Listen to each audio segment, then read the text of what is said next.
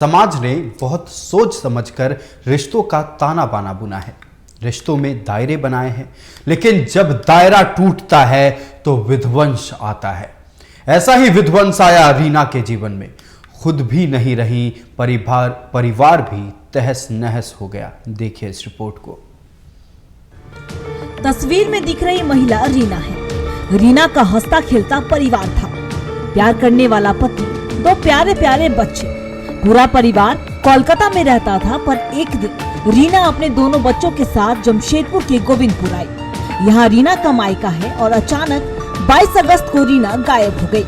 रीना के पति गोविंदपुर थाना गए, पर मामला दर्ज करने की जगह थाने में उनका मजाक उड़ाया गया। रीना को खोजने की जगह थाना प्रभारी ने बोला कि रीना मुंबई चली गई है हीरोइन बनने। उसका पति गिड़गिड़ाता रहा, बच्चे गिड़गिड़ाते रहे, पर गोविंदपुर थाना प्रभारी का दिल नहीं पिघला। थक हार कर पूरा परिवार एसएसपी के पास पहुंचा और एसएसपी के निर्देश के कुछ घंटे बाद ही पुलिस ने रीना का क्षत विक्षत शव ढूंढ निकाला। पहले हम लोग घर में आया था। कौन आया था? मुकेश। उसके बाद वो मम्मी कुछ रिकॉर्डिंग डिलीट करने आया था। उसे जब आया तो मम्मी को गाड़ी की चाबी छीन ली, बोली कि मेरा पैसा दो। तो कल तो बोला कि कल तो अभी मेरा हॉस्पिटल में मेरा भतीजी भर्ती है टीएमएच में, तो कल तो हम अभी नहीं दे सकते पैसा। तो मम्मी बोली चलो दिखाओ तो कि तुम कहाँ पे भर्ती किया है। उसे तब से मम्मी 9 बजे से निकली है, तो बोली कि हम आधा घंटा में आ जाएंगे, लेकिन अभी तक नहीं आई और थाना तो कुछ कर नहीं रहा है। तो कब की घटना है? हाँ, 22 तारीख का रात को 9 बजे लगा। थाना में आया तो पहले तो मोबाइल मांगा, पता चला कि मोबाइल छोड़ के गया है। तो बोला कि क्या क्या लेके गया है, तो उन्होंने बोला कुछ लेके नहीं गया, खाली सिंपल कपड़ा और चप्पल पहन के गई है। तो मोबाइल घर ही में है। तो बोला ठीक है मोबाइल चेक किया। चेक करने के बाद में वीडियो देखा, जो रील्स बनाती थी वो तो हर कोई आज के डेट में बना रहा है। वो रील्स देखने के बाद में बोलता है वो तो हीरोइन बनने गई है, मुंबई गई है, वो अपने मर्जी से गई है। कौन बोला ये बात आपको? ये थाना प्रभारी है, सर लोग वीडियो देख रहे थे और बोल रहे थे और हंस के ही बात कर रहे थे कि तो हीरोइन बनने गई है, मुंबई गई है, ये वो बोलेंगे कि वो 1 महीने में वापस आ जाएगी। रीना गोविंदपुर में जिनके यहाँ किराए पर रहती थी, उस मकान मालिक मुकेश भट्ट से रीना का अवैध संबंध था। मुकेश ने रीना से काफी पैसे भी ठगे थे और मुकेश ने अपने कबूलनामा में बताया कि उसका संबंध रीना से 3 महीने से था और उसने ही रीना की हत्या की है। गजब बात तो ये है कि 22 अगस्त को रीना के गायब होने के बाद से ही उसके पति को मुकेश भट्ट पर शक था, लेकिन गोविंदपुर थाना प्रभारी ने ना तो केस दर्ज किया और ना ही मुकेश से पूछताछ की। औरत के किडनैपिंग का है। हाँ। मुकेश भट्ट लड़का ले गया था उठा के। हाँ। और उसके बाद से आया नहीं। कहाँ से उठा के लेके गया था?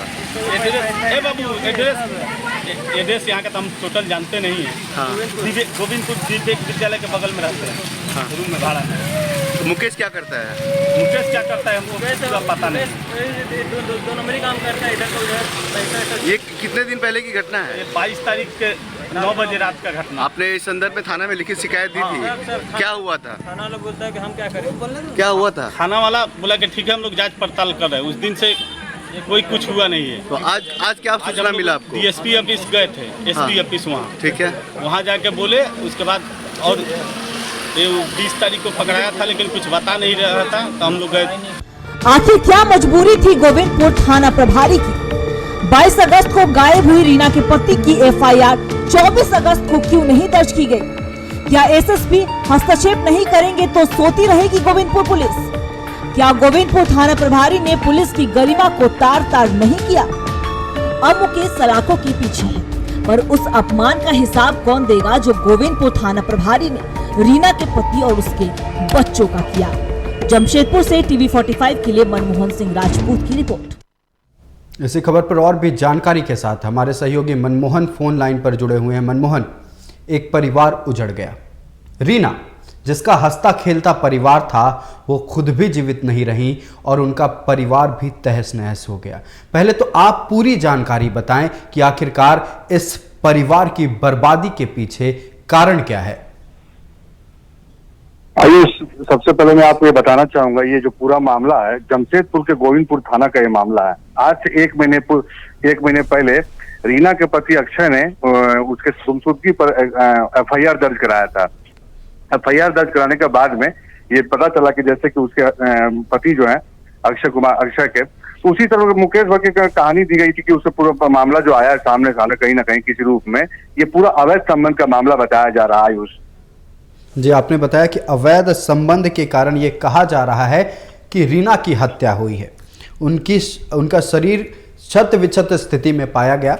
22 तारीख की ये कहानी है। 24 को जैसा कि हमें खबर मिला है और जैसा कि रिपोर्ट हमने अपने दर्शकों को दिखाया, 2 दिनों बाद यानी 48 घंटों के बाद 24 तारीख को उनके पति थाना में जाते हैं FIR दर्ज कराने। जाहिर सी बात है, अगर एक महिला के लापता होने की खबर हो तो पुलिस को उसमें तुरंत एक्शन लेना चाहिए था, लेकिन पुलिस ने वहां लापरवाही दिखाई है। लापरवाही कारण क्या था ये तो पुलिस वाले ही जाने, लेकिन आप बताएं कि उनके पति का क्या कहना है। जब वो FIR दर्ज कराने गए तो किन किन तरह के सवालों का उनको सामना करना पड़ा? जाहिर सी बात है आयुष, आपने जो कहा है कि जो उनके पति ने जिन सवालों का सामना किया है, जाहिर सी बात है जब किसी की पत्नी खोती है और किसी की पत्नी लापता हो जाए तो उनके पति को कहीं ना कहीं किसी रूप में हर सवालों पर गुजरना पड़ा है। और कहीं ना कहीं प्रशासन का इसमें जो रवैया रहा है काफी शर्मनाक रहा है। इसी वजह से जो 48 घंटों के बाद उनकी पत्नी का जो नर कंकाल मिला है, मतलब ये कह सकते हैं कि बॉडी भी नहीं नर कंकाल मिला है। तो ये पूरा जो मामला है जमशेदपुर के गोविंदपुर थाना का मामला है। और जो उनके रीना के जो पति अक्षय ने जो इस पर FIR दर्ज कराया था, उन्होंने एक शक के आधार पर FIR दर्ज कराया था। बाद में हालांकि उसमें जिसमें निकल करके आया सामने उनके प्रेमी का नाम अक्षय, जो कि जूट मिल कलकत्ता के जूट मिल में काम करते हैं। और कहीं ना कहीं उसमें उनका संदेह जो था वो पूर्ण रूप से कहीं ना कहीं ये साबित होता है कि आज कहीं वो रीना के हत्या के पीछे उनके जो प्रेमी है अक्षय का नाम बार बार आ रहा है। आयुष, क्या हत्या होने के बाद भी, शव बरामदगी के बाद भी पुलिस एक्शन में आई है, जिस पर आरोप लग रहा है मुकेश, उन तथाकथित प्रेमी जो मुकेश थे उन पर आरोप लग रहा है कि उन्होंने ही हत्या की है, तो उसको लेकर कुछ पुलिस एक्शन ले रही है? अभी भी पुलिस किसी ना किसी अधिकारी के ऑर्डर का हवाला देते हुए शांत है?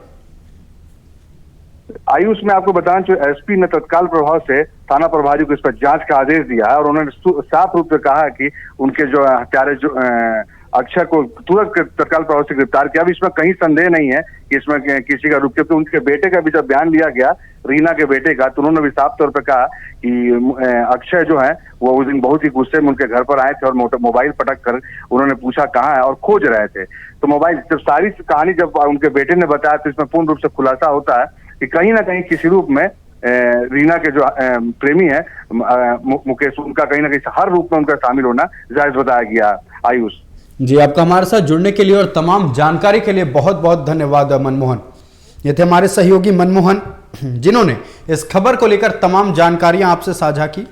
एक परिवार उजड़ गया। परिवार उजड़ने के कारण अभी फिलहाल तो अवैध संबंध बताया जा रहा है। एक महिला रीना जो 2 बच्चों की माँ है, माँ थी माफ़ कीजिएगा, अब नहीं रही और उनके ना रहने से उनके परिवार की खुशी भी नहीं रही, उनके परिवार का चैन भी नहीं रहा और कहीं ना कहीं जिम्मेवार पुलिस अधिकारी हैं। क्यों? क्योंकि लापता होने के 48 घंटे के भीतर रीना के पति थाना पहुंचते हैं। FIR तो दर्ज नहीं किया गया, तरह तरह के सवाल किए गए और जिन सवालों से गुजरना पड़ा है उनके पति को, और शायद ये दुख और कोई ना बांट सके, क्योंकि उनके पति जो अपनी पत्नी को खो चुके थे, शायद उन्हें भी नहीं पता था उस वक्त कि शायद वो अपनी पत्नी से फिर नहीं मिल पाएंगे, उसकी आवाज़ दोबारा नहीं सुन पाएंगे, लेकिन फिर भी वो अड़े रहे। हुआ क्या? क्षत विक्षत स्थिति में रीना का शव बरामद किया गया। सवाल ये खड़ा होता है कि क्या उस वक्त अगर पुलिस एक्शन ले लेती, FIR दर्ज कर दिया होता, तो क्या आज रीना जिंदा होती? क्या वो बच्चे जो आज बिलख रहे हैं वो इस तरह ना बिलख रहे होते? सवाल पुलिस या व्यवस्था पर है, सवाल कानून व्यवस्था पर है। फिलहाल इस खास